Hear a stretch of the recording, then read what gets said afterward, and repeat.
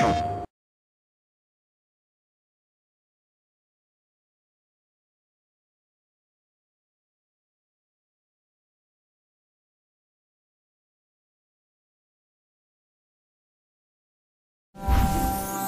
think once people get a chance to play Flower, they're going to be talking about how new and unique and emotional the experience is. I think Flower, as what we call it, is a video game version of a poem.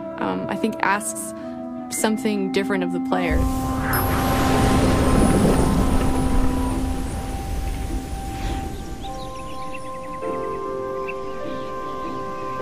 We are a generation of game makers who have now grown up our whole lives with video games. We see the potential for what an impact they can have on us.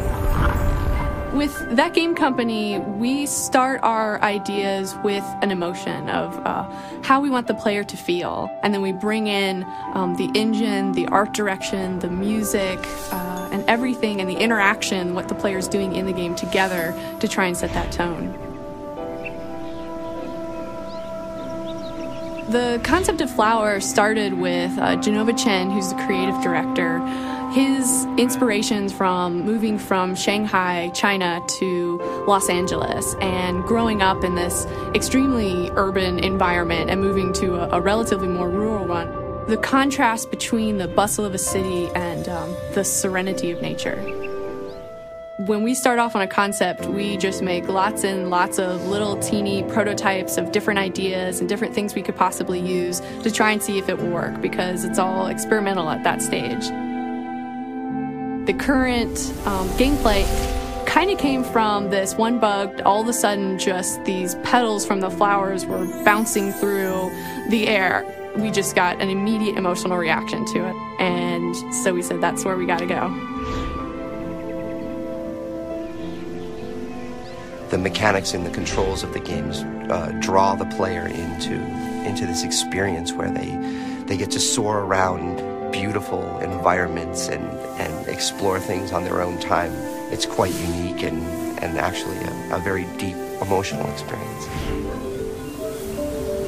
You're presented with an apartment in a city, and on the windowsill is one flower. And when you focus in on that flower, you're taken into this imaginary landscape. You can blow wind and collect flower petals and move through different environments to change the world. The controls are pretty simple. You use the 6-axis controller to tilt and move the swarm, and then every button does the exact same thing. There's this open-endedness to the experience. There's no score, there's no time limit, there's no death. And the tagline for us has been life in balance. So through the game, trying to find balance and harmony between these disparate elements of nature and city. Sony's taking, in what my opinion is, a very unique and fresh approach to the types of content that they're putting onto the PlayStation Network. The idea behind what we're doing is to give a huge variety of games and interactive experiences. We've got stuff for the hardcore player, stuff for the casual gamer, and in all honesty, stuff for people who just want to try something new and different.